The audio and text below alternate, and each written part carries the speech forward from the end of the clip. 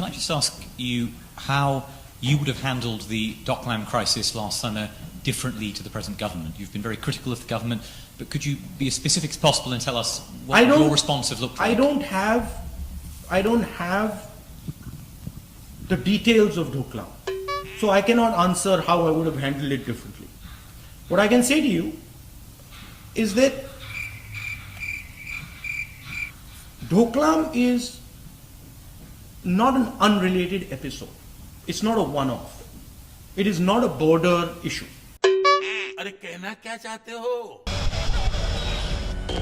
Good evening, Navika. No, we can't trust the Chinese. And of course, this is not the India of 1962. We're not going to back down. But this is a terrible day.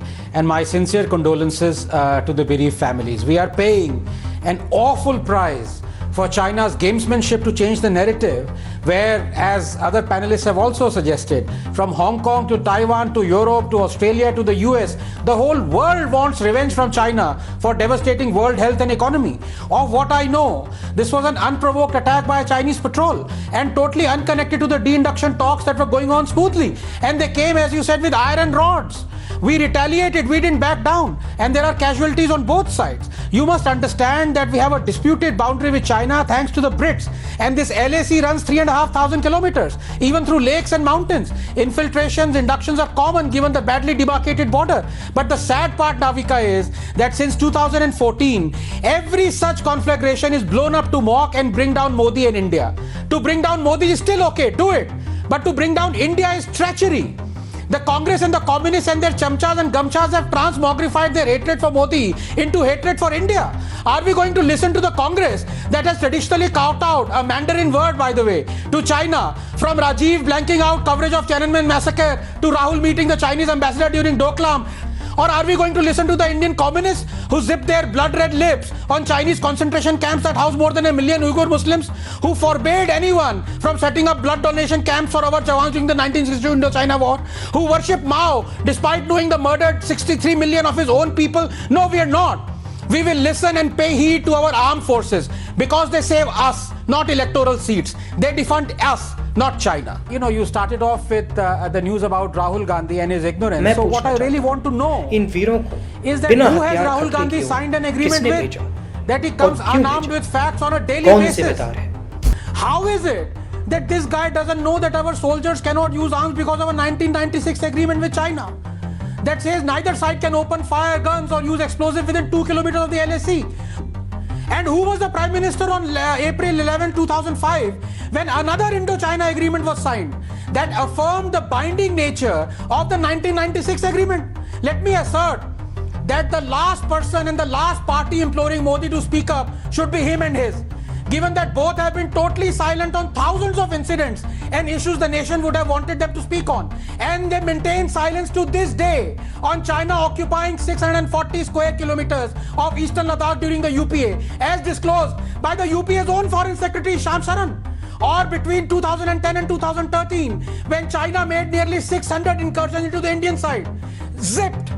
This is the time for nation to come together, for heaven's sake, and not fall apart, encouraged by bombastic and specious Twitter rants. I'm sorry, of an arrested adolescent nagging about things he has no idea of. For us to understand this, one has to go back, perhaps to 1947, even before that.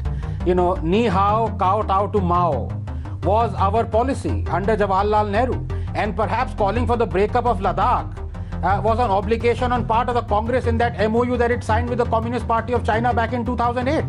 Right from the time when Dr. Ambedkar resigned from Congress in 1951, warning in his resignation letter that under Nehru, India was being made to fight China's battle, was championing China's cause, and that its quixotic and suicidal, quote unquote, suicidal foreign policy would lead to, quote, ruination of India, unquote. I am also not surprised by the fact that its minions, the chamchas and the jamchas as I call them, are totally silent about the non-existent infrastructure on the Indo-China border, despite recurring threats and reality of incursions as disclosed by none other than the UPA Defence Minister Antony.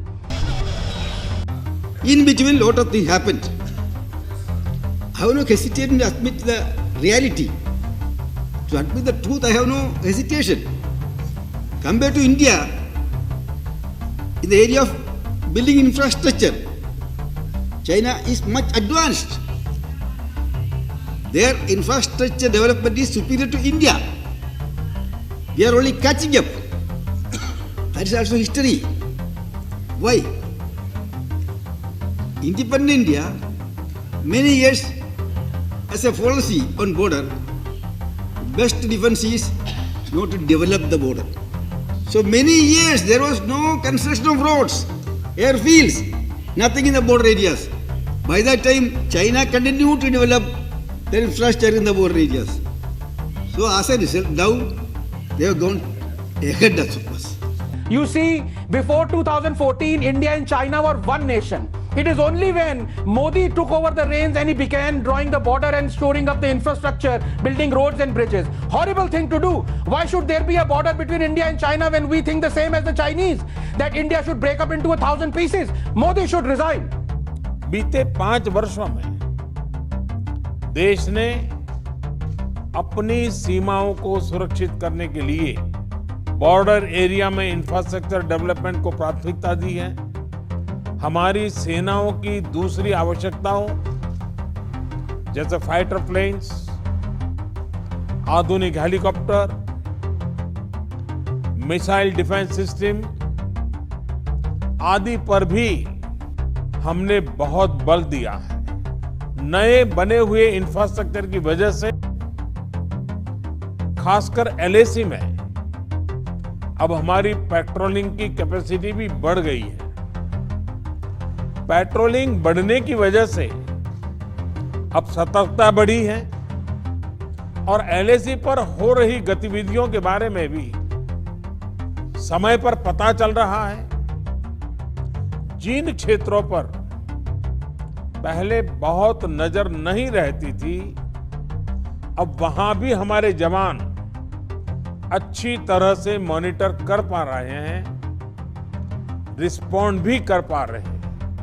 And maybe the time has come now for the Indian Army to, along the lines of Madras and Jat regiments, induct a Patrakar regiment, given that so many journalists consider themselves more knowledgeable than the men who command our armed forces. This Patrakar regiment, Navika, full of Congress Sahayaks and colonels, willing to shift allegiance to any nation at loggerheads with India while Modi is in power, doesn't realize that the Galwan standoff isn't an issue of corruption or of politics but of national security. Every single word uttered by Modi would have been vetted by the army, mindful of the ground situation and future implications. And by the way, the Galwan Valley that Modi is being accused of losing to China, the very same Galwan was under Chinese occupation before 2014. And who was saying this? You guessed it.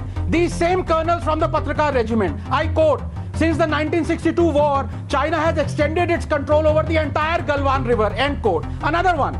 In 1960, China insisted the entire Galwan River Valley was within their claim line and occupied it following the 62 war. End quote. So suddenly, China lost Galwan to Modi in 2014 and now has reclaimed it. Don't these turnips have any shame? Incidentally, one of the 600 Chinese intrusions between 2010 and 2013 during the UPA that these stooges were silent on was a lightning raid on June 17, 2013 at Chumar. An incursion the UPA did not disclose for 3 weeks for fear of public anger, forcing cancellation of the defense minister's visit to China. ये है इनकी करतूतें. Or that the advice given by the military is heeded to. Unlike in the past when airstrike on Pakistani terror hideouts in the wake of 26/11 was ignored by Manmohan Singh as disclosed by Air Chief Dhanoa. No, none of this, Rahul. My words and my arguments are benign today because I carry a burden. The realization that 20 men died protected me. I did not know them and still they gave up their life for me. Yet there are those who say it was their job, that they were paid for it. Well, you tell me another job where you'd be willing to die for someone you don't know, have never met. Can any man work for posthumous recognition? Is that a reward that can entice you towards a job? Yet there are those who question the logic of defending rocks where no one lives, nothing grows. As Nehru said after losing Aksai Chin, not a single blade of grass grows there. To which the Congress' own Mahavir Tyagi replied, pointing to his bald head, nothing grows here as well. Should it be given away too? Away from strategic importance, away from the possible riches an unlivable piece of rock may hold, to defend it, Rahul, is emotional, almost visceral. These men who died defending our claims of it understood this. They did it for no other reason than their love for India. And remember this, those who love India never need to be forced to love her. And those who don't No amount of force will make them love her. No amount.